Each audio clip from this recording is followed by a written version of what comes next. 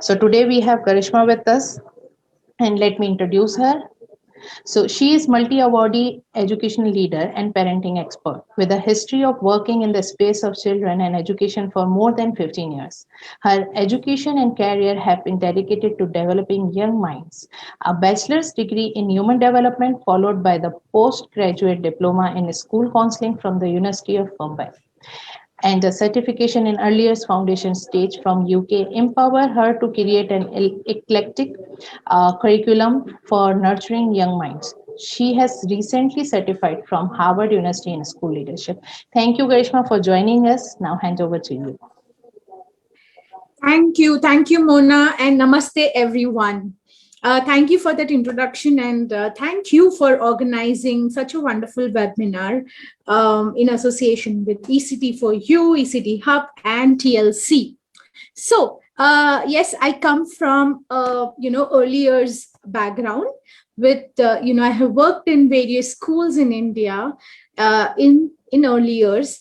And so I decided to choose this topic on child development because I feel this is so important, whether you are a parent, you are a teacher, you are educator, or you create products for children, or you design books for children, whether they are storybooks, workbooks, whatever. If you are dealing with children directly or indirectly, you need to know about child development.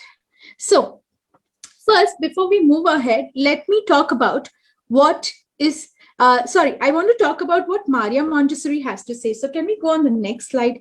This is something that we all should be aware of. Maria Montessori says the most important period of life is not the age of university studies, but the first one, that is the period from birth to the age of 6, and that's where all we are working.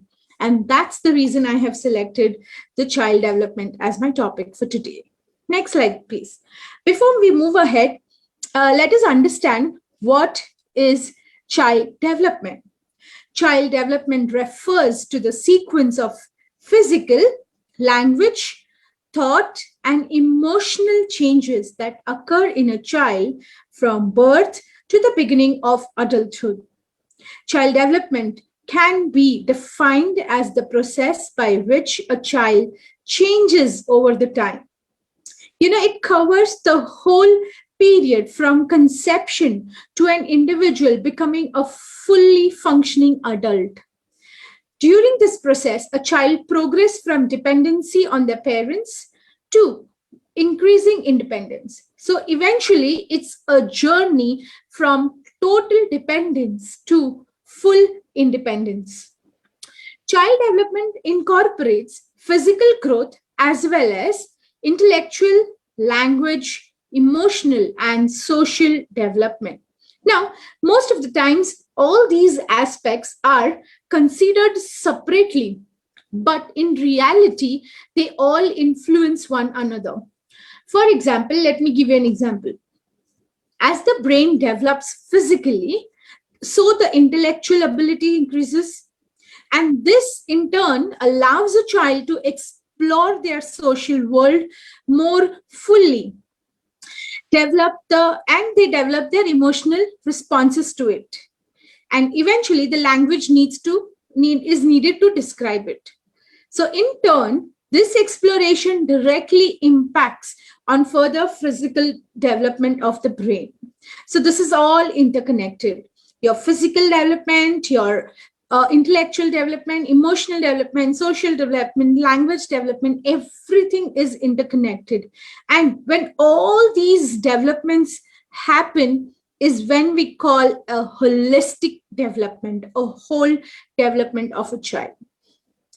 So let's understand why do we need to understand child development. Now, during the first 5 years of a child's life, there is almost unimaginable physical, social, cognitive, and emotional changes and the growth that takes place. Growth and development obviously continues from the age of 5 or 6 years and till the maturity of adulthood. But what happens is, once the child is 5 or 6 years old, the growth is not as rapid as it is in the early years. In this early years, children work out their place in this world. They are part of a family, they are part of a community, they are a part of a social system.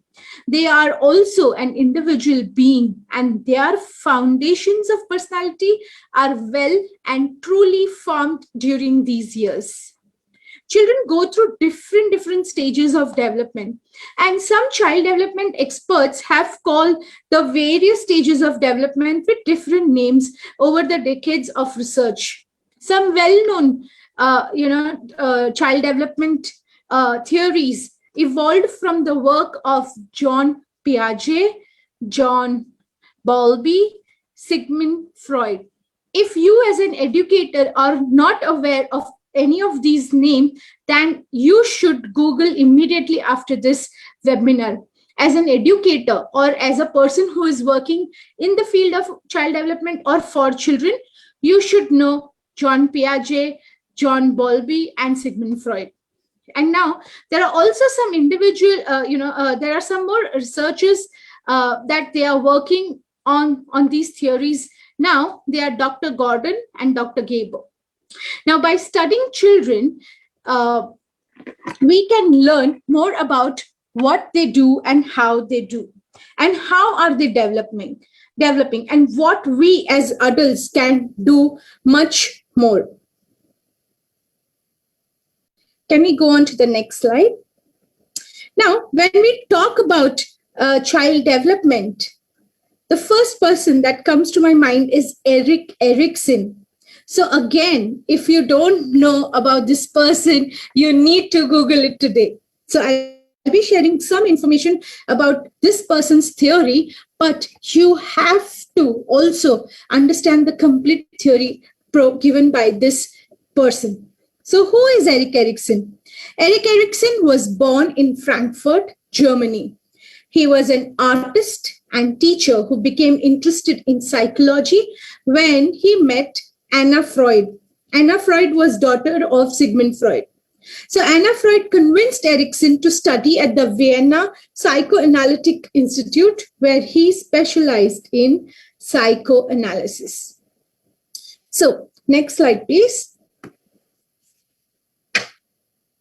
Now, this is the 8 stages of Eriksson's theory. So if you see, it starts right from the birth to the old age. And at every stage, the stage has been given a name and what strength is developed during this stage. Now, next slide, please. Since we all are working in the field of early years, let us talk about only the first 3 stages as they fall in early years. So we will be talking about 0 to 1 years, trust versus mistrust, 2 to 3 years, autonomy versus shame and doubt, 4 to 5 years, initiative versus guilt. So now let us look at each of these stages in detail and understand their importance. Stage 1, trust versus mistrust. It happens between the age birth to 1 year, wherein children are totally dependent on others. Others mean parents or caregivers. Now, what happens during this stage is, just 1 minute. The first stage of Erik Eriksson's theory centers around the infant's basic needs being met by the parent. The infant depends on the parents or caregivers or guardians, especially the mother, for food, for sustenance, and for comfort. The child's relative understanding of world and society come from the parents and their interaction with the child. If the parents expose the child to warmth, to regularity, and dependable affection, the infant's view of the world will be one of trust.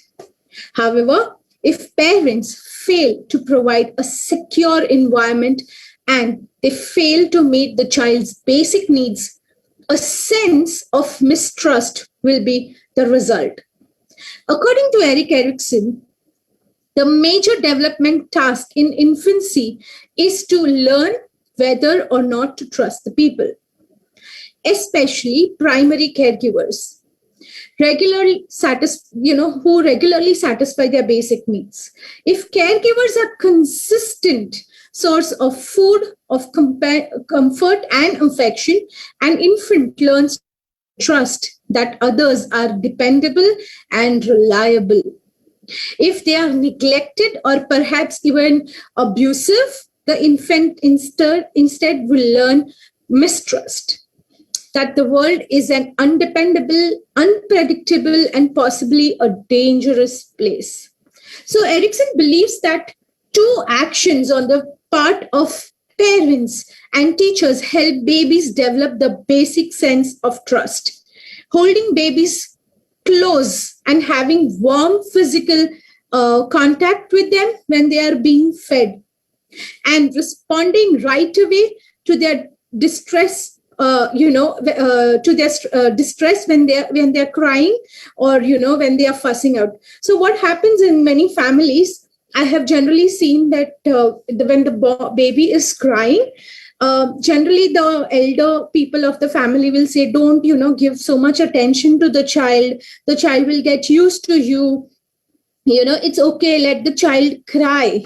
No, that's not okay. You need to attend to the child's need. If the child is crying, the mother or the father needs to attend to that. That's how the child will develop the trust. Let's go on to the next slide. So the second stage is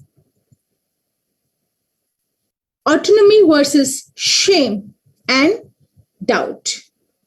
Now, this happens between the age of 1 to 3 years. Here, the child is able to exercise some degree of choice and independence. And, the child slowly becomes a separate individual. The child is no more a baby now. The child's independence is thwarted if the child develops, feeling of self-doubt, shame in dealing with others. Let us look at in detail about this stage. Now, as the child gains control over, the functions and motor abilities, they begin to explore their surroundings. The parents here still provide a strong base of security from which the child can venture out to assert their will. The parents' patience and encouragement helps foster autonomy in the child. Children at this age like to explore their world around them, and they're constantly learning about their environment. So the caution must be taken at this age when children are, may explore things that are dangerous to their health and safety. Parents you cannot allow the child to just on the name of freedom, you cannot allow the child to play with knife. Yeah. So you need to be careful when the children are exploring. At this age, children develop their first interest. Let me give an example. If the child is, enjoying music, if the child enjoys music, the child will probably, play with some musical instruments around or play with the radio. If the child enjoys outdoor, then the child is more interested in, animals and in plants.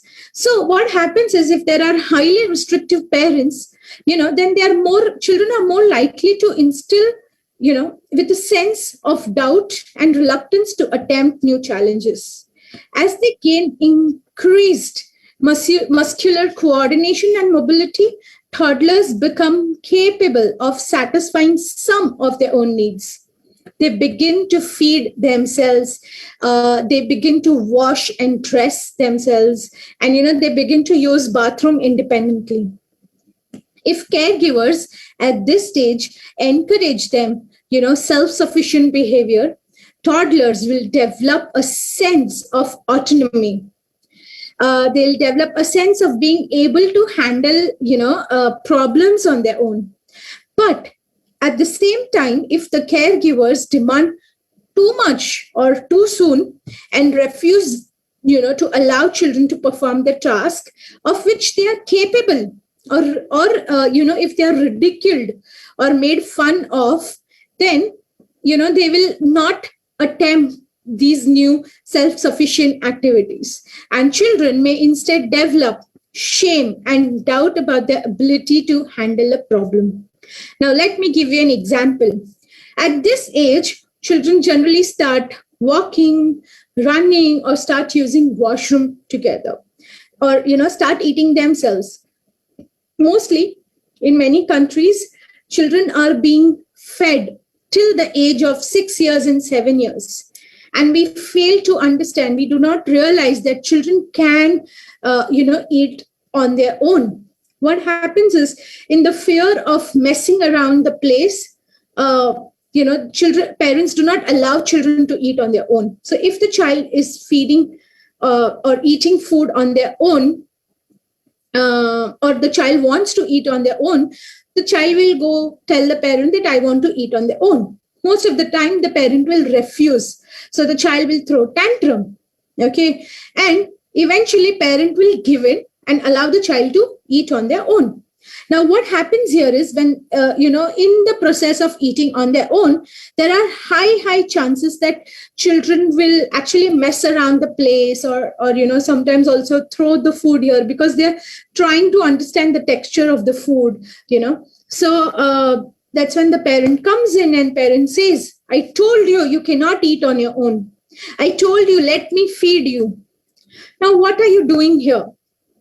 The child will always doubt their own capabilities. Okay. The child will never have that independence. So it's very important how we interact with children at this age, and we should allow them to do things on their own. It's okay. Give them a time limit that you need to finish your food in 20 minutes. Give them a time limit so they don't play around with their food, and take away that food at, when the 20 minutes are over. So they understand the independence as well. Let's go on to the next slide, please. So next is initiative. Stage 3 is initiative versus guilt. The main question a child asks themselves at this age is, am I good or am I bad? The age that happens here is 3 to 5 years. So if you see, this is the preschool age where the child expresses desire to take initiative in activities, takes control of their environment. And if parents or teachers are punishing the child for taking this initiative, the child will develop feelings of guilt that will affect self-directed activity throughout their life. Let's understand this stage in detail. Initiative adds to autonomy. So in the previous stage, the child has understood, if the child was, encouraged well, the child has understood what is autonomy and has gained some independence. Now, initiative adds to this autonomy. So the quality of undertaking, planning, and, attacking a task for the sake of being active and on the move. The child is learning to master the world around them, learning basic skills, and also, understanding the principles of physics. For example, when they throw things, they understand that things are going down, they fall down and not up. And, when they're playing with the ball, they understand that the round things will roll. So all these things they're trying to understand by taking initiative. They learn how to zip and tie. They count and speak with ease by this stage. So at this stage, the child wants to begin and complete their own actions for a purpose. And when a guilt comes here, guilt is a confusing new emotion for the child, because children might not have experienced the guilt emotion earlier. So they may feel guilty over things that logically should not cause guilt, or they may feel guilt when this initiative, what they are planning, does not produce the desired results, what they have planned for themselves. So the development of courage and independence are what the most important preschoolers between the age of 3 to 5 years to 6 years. And apart from other age groups, young children in this category face the challenge of initiative versus guilt. The child during this stage faces the complexities of planning and developing a sense of judgment. And during this stage, the child learns to take initiative and prepare for leadership and goal achievement roles. That's why in the preschool where I work in, we give them a lot of leadership roles. I mean, we do not expect them to, have a group activity or something, but simple roles like, book leader, line leader, where the one child is a leader who is distributing the books, calendar leader. So it's so important to give them, those roles. Now, activities sought out by a child in this stage may include risk-taking behaviors and goal achievement roles. Give them goals. When they have to distribute book to all their classmates, that's a goal. Activities sought out by a child in this stage may include, risk-taking behaviors such as, crossing a street alone or riding a bike on their own without any support. And both of these examples involve self-limits. Within instances requiring initiative, the child may also develop negative behaviors. These behaviors are a result of the child developing a sense of frustration for, not being able to achieve a goal that they have planned for. If they are there are overly assertive parents, then, that creates a frustration. So, aggressive behaviors such as throwing objects or hitting or yelling are examples of, observable behaviors during the stage. That's why we call, these as difficult threes, where children actually start hitting each other's. Now, preschoolers are increasingly able to accomplish tasks on their own and can start new things. With the growing independence, there comes many choices about activities to be pursued. Sometimes children take on projects they can, readily accomplish. But at other times, they undertake projects that are beyond their capabilities or that interfere with other people's, plan and activities. So if parents and preschool teachers at this age encourage and support children's efforts, while also helping them make, realistic and appropriate choices, children develop initiative. Independence, that is independence in planning and undertaking activities.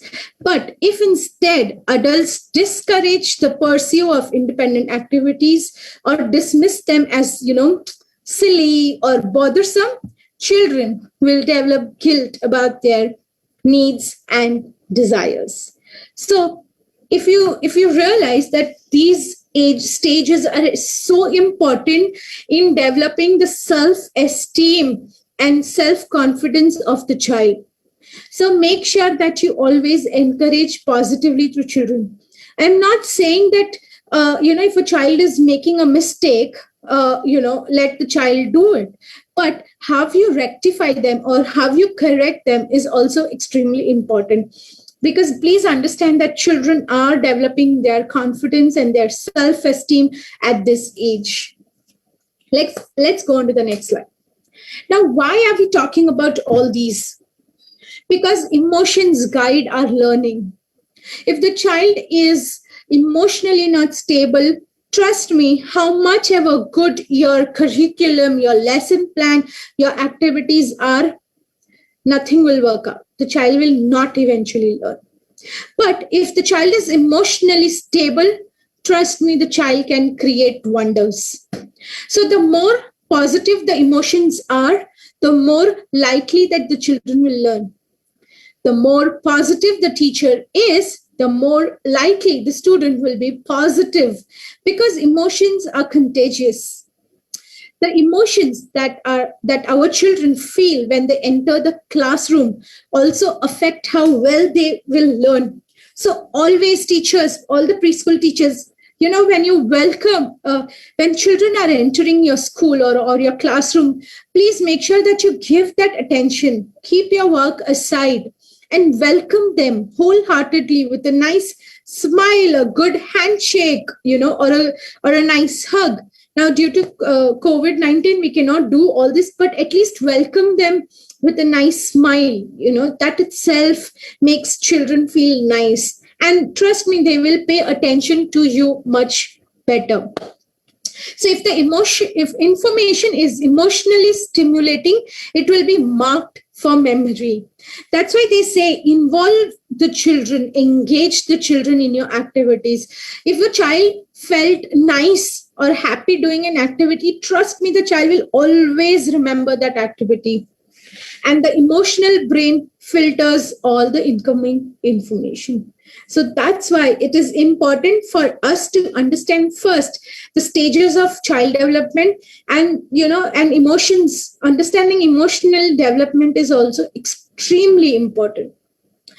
So I end my session here, and I want all of you to Google more about Erik Eriksson, to Google about Sigmund Freud, and learn or understand their theories. So now we can ask questions.